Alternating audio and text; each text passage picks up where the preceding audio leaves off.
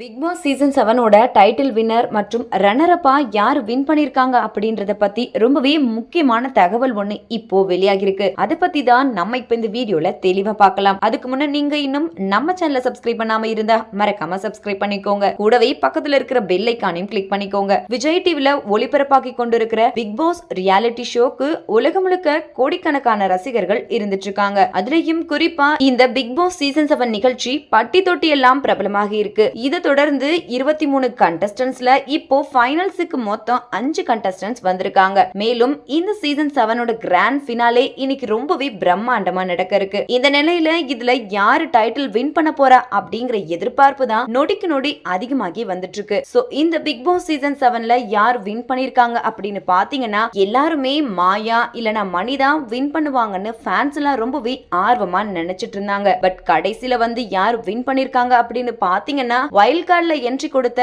நம்ம எல்லாருக்குமே ஃபேவரட்டான விஜே அர்ச்சனா தான் வின் பண்ணிருக்காங்க. So first time Bigg Boss ஷோல வைல்ட் கார்டு என்ட்ரில வந்தவங்க தான் டைட்டில வின் பண்ணிருக்காங்க. எஸ், விஜே அர்ச்சனா தான் டைட்டில வின் பண்ணிருக்காங்க. விஜே அர்ச்சனா ஸ்டார்டிங்ல இருந்தே ரொம்பவே சூப்பரா கேம் பிளே பண்ணாங்க. ஃபர்ஸ்ட் 1 வீக் சைலண்டா இருந்துட்டு அப்புறமா அவங்களோட கேமை ஸ்டார்ட் பண்ணாங்க. அது மட்டும் இல்லாம அவங்க தான் வின் பண்ணணும்னு ஏகப்பட்ட ரசிகர்கள் சொல்லிக்கிட்டே இருந்தாங்க. ஃபர்ஸ்ட் ரன்னரப்பா யாருமே எதிர்பார்க்காத மணி தான் வந்திருக்காங்க.